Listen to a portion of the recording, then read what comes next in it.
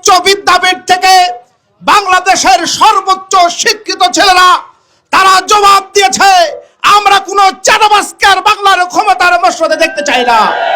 নিরাপদ ঠাকুরগাঁও নির্মাণে দাঁড়িপাল্লাই সর্বোত্তম পথ, দেশের শীর্ষ শিক্ষা প্রতিষ্ঠানের শিক্ষার্থীদের মূল্যায়ন মন্তব্য করেন সাবেক ঠাকুরগাঁও জেলা শিবির সভাপতি রাজিউর রহমান রাজুর। বিস্তারিত থাকছে ঠাকুরগাঁও থেকে মোহাম্মদ রানা ইসলামের প্রতিবেদনে। সর্বোচ্চ বিদ্যাপীঠ থেকে বাংলাদেশের সর্বোচ্চ শিক্ষিত ছেলেরা তারা জবাব দিয়েছে, আমরা কোনো চাঁদাবাজকে আর বাংলার ক্ষমতার মসনদে দেখতে চাই না।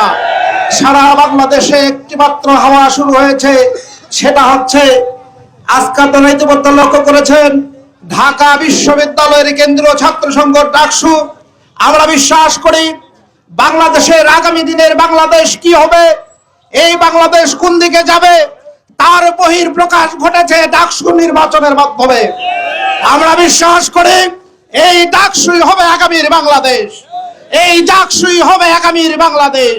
এই বাংলাদেশ সর্বোচ্চ বিদ্যাপীঠ থেকে বাংলাদেশের সর্বোচ্চ শিক্ষিত ছেলেরা তারা জবাব দিয়েছে, আমরা কোনো চাঁদাবাজকে আর বাংলার ক্ষমতার মসনদে দেখতে চাই না।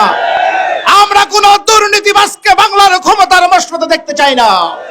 আমরা কোনো ফ্যাসিবাদী কায়দায় কাজ করবে এরকম কোন সরকার দেখতে চাই না।